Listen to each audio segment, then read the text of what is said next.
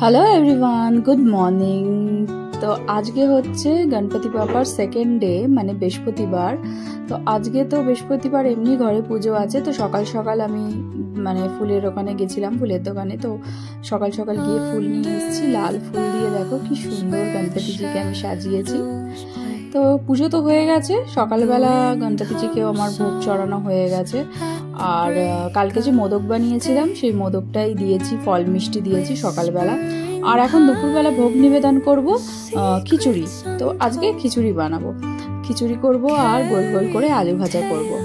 তো সেটাই হচ্ছে আজকের প্রিপারেশন। তো বেশ ভালোই লাগছে। ঠাকুরের জন্য যখন ভোগ রান্না করি সেই ভোগের টেস্টটাই একদম এত আলাদা হয় যে কি বলবো। আমরা খিচুড়ি তো ঘরেও মাঝে মধ্যে করে খাই, কিন্তু মানে সেই টেস্টটা আর পুজোর সময় রান্না করার খিচুড়ির টেস্টটা একদমই আলাদা হয়, তাই না? আমার তো সেটাই মনে হয়।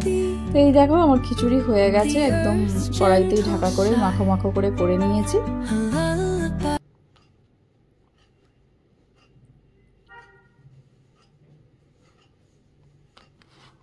তো চলো ভোগটা নিবেদন করে দিই।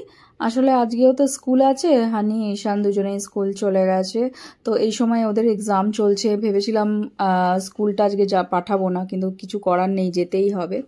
তো এখানে আমার গণপতিজিকে জন্য ভোগটা সাজিয়ে নিয়েছে, আর ওদিকে গপুকেও দিয়ে দিয়েছি, ওরও ভোগটা সাজিয়ে নিয়েছি। এই দেখো, তো এখানে ভোগটা দিয়ে দিয়েছি। এই যে খিচুড়ি, আলু ভাজা আর একটা মোদক আর পান। কালকেও পান দিয়েছিলাম, তো আজকেও একটা পান দিয়েছি, কেন কি গণপতিজির পান খুব পছন্দের, তো সেই জন্য পান দিয়েছি আজকেও। তো চলো এখন একটুখানি আরতি করে নিই।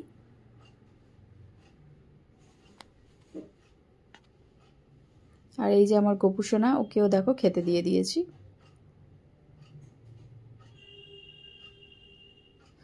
তো চলো, হানি তো এসে গেছে, ওকেও দিয়ে দিয়েছি, ওর খাওয়া হয়ে গেছে। তো আমিও ভোগটা খেয়ে নিই। এত টেস্ট হয়েছে না খিচুড়িটা, কি বলবো তোমাদের, সত্যি খুব ভালো টেস্ট হয়েছিল। তো আজকে আকাশটা দেখো হালকা মেঘলা মেঘলা আছে। তো এখন বাজে সন্ধ্যে 6:30। তো 6:30টার সময় এই যে আমি চা বানিয়ে নিয়েছি, আমিও যখন চা খাচ্ছি। তো এই যে আমার গণপতি বাপ্পাকেও একটুখানি চা আর এই ক্রিম রোল দিলাম। তো চা তো খাওয়া হয়ে গেছে, তো আমি এখন একটুখানি দোকানে বেরিয়েছি। তো কিছু কাজ আছে, যাব দোকানে, আর একটু পনিরও আনবো। তো বিকালে ভেবেছি পনির পরাঠা বানাবো, তো সেই জন্য একটুখানি পনির নেই বাড়িতে, তো পনির আনতে হবে। তো সেটা যাব। আর এই যে জামা কাপড় প্রেস করতে দিয়েছি, মিস্টার বড়ুয়ার অফিসে যাওয়ার জামা কাপড়গুলো, তো ওগুলোও নিয়ে আসলাম। আর এখন মিষ্টির দোকানে এসছি, চলো অল্প মিষ্টিও নেব, মিষ্টিও দরকার আছে, কেন কি কালকেও আবার চড়াতে হবে। তো লাড্ডু নেব আর একটু পনির নেব। এই দেখো লাড্ডু, আর এই দেখো কত বড় বড় মোদক। জিজ্ঞেস করলাম আমি যে ছোট মোদক আছে কি না, বললো না ছোট কোনো মোদক নেই, এত বড় বড় মোদকই আছে। তো যাই হোক, মোদক আর নিইনি, শুধু লাড্ডু আর পনির নেওয়া হয়ে গেছে আমার। আর এই যে রাস্তা দিয়ে যাচ্ছিলাম, দেখো এখানে পুজো হয়েছে, গণপতি বাবা কি সুন্দর লাগছে দেখতে। তো দাঁড়িয়ে একটু ফটো তুলে নিলাম, এত সুন্দর দেখতে লাগছে। এখানে পুজো হয়, কি সুন্দর পুজো হয়েছে। তো চলো আমি বাড়ি যাচ্ছিলাম, মুদিখানার দোকানে কিছু জিনিস নেওয়ার ছিল, একটু পোস্ত নেওয়ার ছিল। তো একটু পোস্ত নিয়ে নিলাম, আর কিছু জিনিস নেওয়ার আছে সেটাও নিলাম। চলো,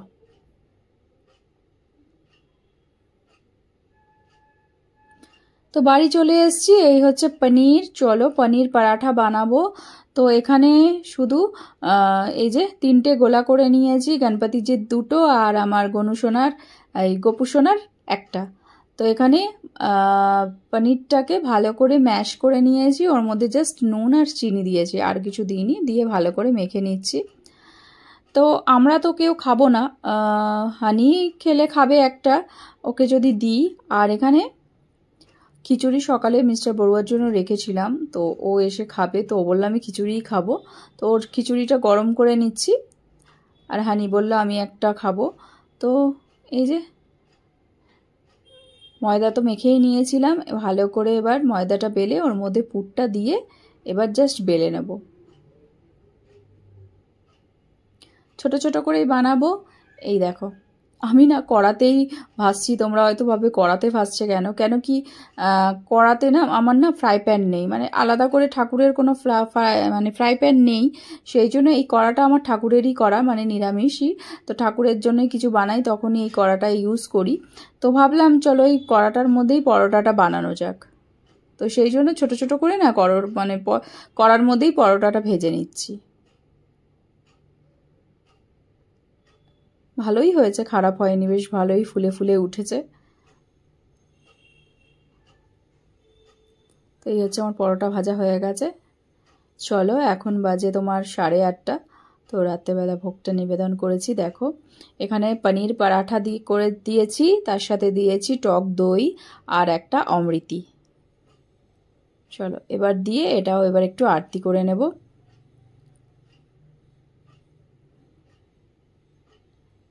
রাত্রেবেলার ডিনারটাও দিয়ে দিলাম। তো এই যে আমি হানিকে বললাম না একটু তুইও আয় একটু আরতি করে নে, তো একটু আরতি করে নিচ্ছে। খুব ভালো লাগে, ও বলছে মা গণপতি বাপ্পা আমাদের বাড়িতে এসছে, আমার খুব মজা হচ্ছে। ও তো সারাক্ষণ এসে ঠাকুরের সামনে বসে আছে, মানে যখন মানে থাকে আর কি বাড়িতে, সকালে তো স্কুলে চলে যায়, যখন আসে স্কুল থেকে তখন এসে খালি মানে ফটো তুলছে, তারপরে ভিডিও করছে আর ঠাকুরের সামনে এসে বসে আছে।